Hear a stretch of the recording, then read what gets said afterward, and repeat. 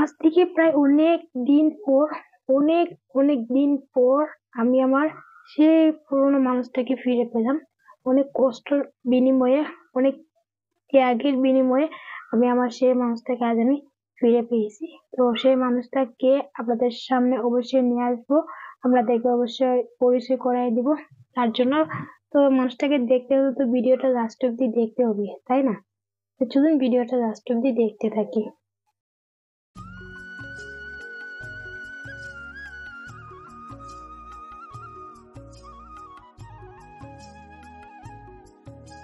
Hello everyone, আসসালামু আলাইকুম। আমি ডানা কেরালা থেকে আপনাদের সবাইকে আরো একবার আমার চেহার একটা নতুন ব্লগে স্বাগত জানাই। কাছে দূরে, দেশ এবং দেশের বাইরে যে যেখান থেকে আমার ভিডিওটা দেখছেন, আশা করি সবাই অনেক অনেক ভালো আছে এবং সুস্থ আছে। আলহামদুলিল্লাহ, আমিও অনেক ভালো আছি এবং সুস্থ আছি। তো সেই জন্যই তো আপনাদের সামনে আসা, তাই না? সুস্থ না থাকলে তো আর আপনাদের সামনে আসতে পারবো না। তো যাই হোক, তো সকালে ঘুম থেকে উঠে আমি আমার পাশে ঘর-টর ঝাড় দিয়ে নিয়েছি, তার সাথে আমার মেয়েও আমার সাথে আজ কাজ করেছে অনেকটাই। তো দেখতেই পেলেন সেটা। তো শেষ করে পানিটা গরম করে তারপর আমি খেয়ে নিয়েছি, নিয়ে তারপরে যে মনুর জন্য নাস্তা রেডি করতেছি। দুধটাকে গরম করে নিয়েছি, নিয়ে তারপরে যে মনু নাস্তা রান্না করার জন্য রেডি করতেছি। আর আমার মনু কিন্তু আমার নিচে কাজ করতেছে। তো এই যে আমার পানি গরম হয়ে গেছে, তো আমি নাস্তাটা বসিয়ে দিলাম। আর এই যে মনু দেখতেছেন ওখানে পেঁয়াজ রসুন নিয়ে কাজ করতে বসে গেছে। আজ সকালে মনু কিন্তু ওই প্রতিদিনের মতো বেডে বসে বসে ওই খিড়কির পাশে বসে বসে চিল্লাপাল্লা করে, ওটা তো আপনারা কম বেশি দেখে থাকেন। আজ কিন্তু মনু একদম ব্যতিক্রম। তো মনু আর আজ বিছনায় যায়নি, তো দিয়েছিলাম, কান্না শুরু করে দিয়েছিল। তো সেজন্য আর কি বিছনায় না দিয়ে আমার সাথে একটু নিয়ে আসছি, নিচে কাজ করতেছে ও আমার সাথে। তো মা বেটি মিলে কাজটাকে করে নিচ্ছে, যেহেতু আজ খুশির একটা দিন। তো অনেকদিন পর সেই মানুষটার সাথে আবার দেখা, ও সেই জন্য তো ভাবলাম যা মা বেটি মিলে কাজ করে নি। মনে নাস্তা রেডি হয়ে গেছে আর ঠান্ডাও করে নিয়েছি আমি, নিয়ে তারপরে আমি এই যে মনুকে নাস্তা করাতে বসিয়ে গেছি। আমার মেয়েটা না ওই বসে বসে নাস্তা করতেছে না, এত দুষ্ট, কি আর বলবো, খাবার দেখলে একদম পালিয়ে বেড়ায়। তো সেজন্য আমি এখনো ওকে এইভাবে শোয়ে নাস্তা করাই, তা না হলে কিছুতেই নাস্তা করাতে পারি না আমি ওকে। এই যে হাতে দেখতেছে না মোবাইলের খাবারটা, ওটা নিয়ে নাস্তা খেতেছে, একটু পরে ওটা ফেলে দিবে, ওকে ফোন দিতে হবে। ফোনের মধ্যে ওই টিকটকের ভিডিও গুলো দেখবে, শর্ট ভিডিও, আর ও খাবার খেয়ে নেবে। যাই হোক, মুনুকে নাস্তা করিয়ে শেষ করে দিচ্ছে, হয়ে গেছে। আর আমি এদিকে ভাতটাও আমার হয়ে গেছে, আমি ভাতটা বসিয়ে দিয়ে তারপরে মুনুকে নাস্তা খাওয়ানোর জন্য বসেছিলাম। তো মুনুকে নাস্তা করিয়ে দিছি, তারপরে এই যে আজ কচুর শাক আমি ভর্তা বানাবো। তো এখন আর মাংস আসছে কিন্তু খেতে ইচ্ছে করতেছে না, আর তার সাথে সময় নেই, মনুর বাবা এসে গেছে খাওয়ার জন্য।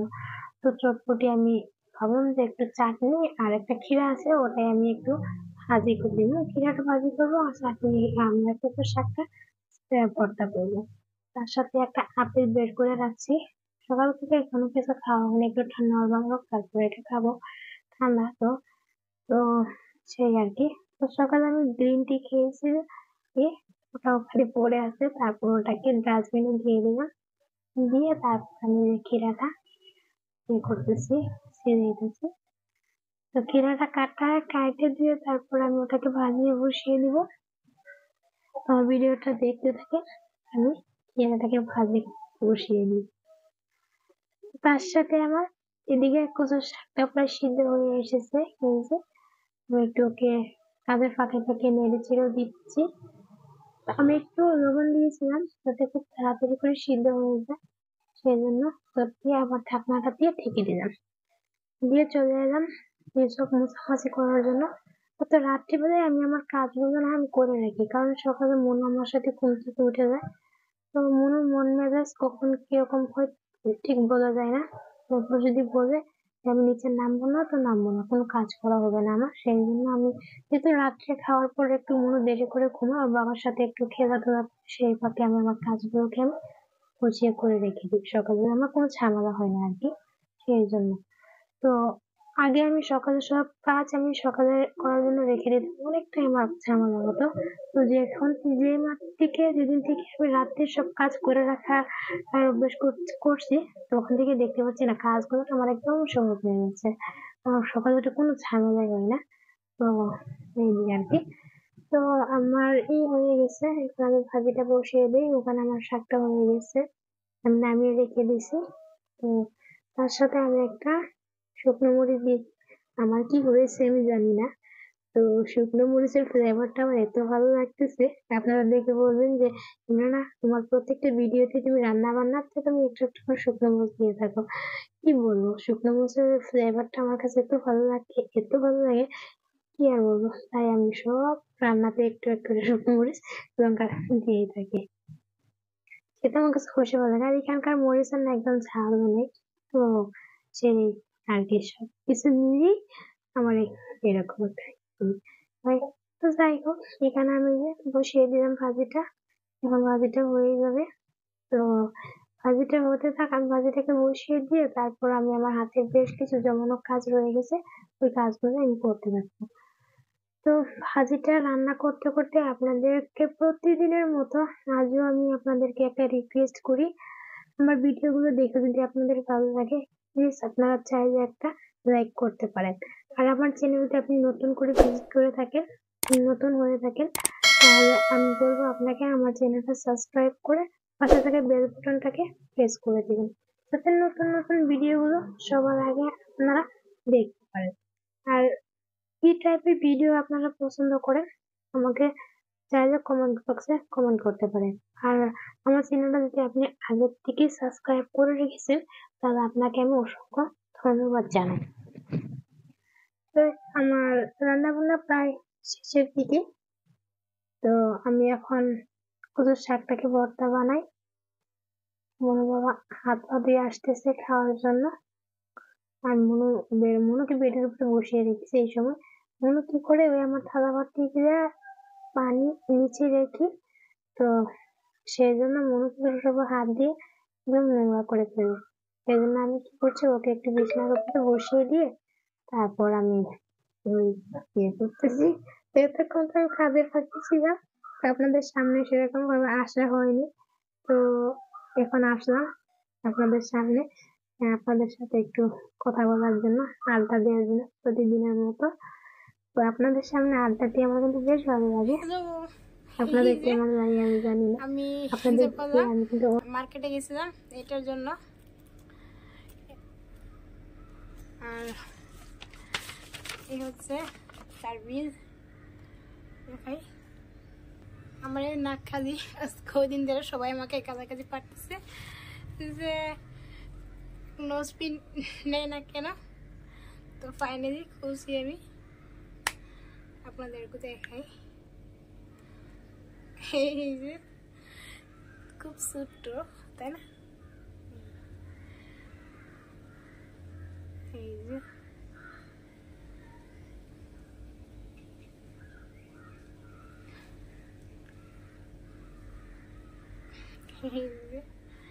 তো এটা আমি পড়ি। আপনাদেরকে বলাই হয়নি, আমি আজকে মার্কেটে গেছিলাম। তো সকালবেলা খাওয়ার পরে মনোবাবাকে বলে আজ বিকেলে একটু মার্কেটে যাবো, সবাই কাছাকাছি দিচ্ছে, আমাকে নোটসটা ভেঙে দিতে। তো বাবা বললো তো বিকেলে আমার কাজ আছে, তো এখন আমার কাজ নেই, তো কেউ এখনই যেতে হবে। তো সেই আমি আর কি তাড়াহুড়ো করে চলে গেছি, কাউকে কিছু না জানিয়ে আমি চুপ করে চলে গেছিলাম। গিয়ে তারপর বেশি একটা দেরি করিনি, নোটসটা নিচে আর চলে আসছি। তো সেই আর কি, তারপরে এসে বাড়ি ঘরের কাজকর্ম শেষ সারছি। অনেক কষ্ট করে নোটসটা পড়লাম, কিন্তু মনে হচ্ছে যে বারবার কেউ যদি আমাকে একটু হেল্প করলে ভালো হতো, কিন্তু আমার আশেপাশে তো কেউ ছিল না হেল্প করার মতো, তাই আর কি নিজে নিজে অনেক কষ্ট করে এটা লাগালাম আমি। তো এখনো লাগাতেই পারছি না, তো অনেকবার অনেক রকম ভাবে চেষ্টা করে তারপরে এই যে লাগালাম। মনু বাবা কাজে চলে গেছে, তো সে একা একা, আমি অনেকটা ঘাবড়ে গেছি, অনেকটা ব্যথা পাইতেছি, একা একা কম কষ্ট হচ্ছে আমার, অনেক অনেক অনেক কষ্ট হচ্ছে। তো যাই হোক, সময় আমি খুব একজনকে হেল্পের করছিলাম, আমি মনে হয়েছিল। তো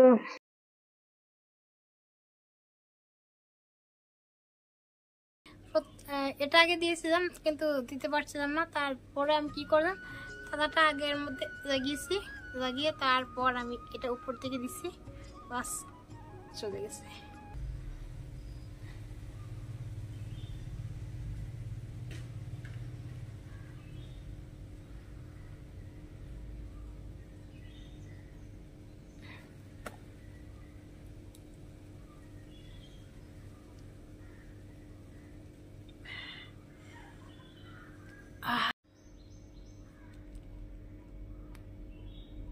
এই যে আমার নোজ পিন, অনেক কষ্ট করে পড়লাম। কেমন হয়েছে আমার পিনটা?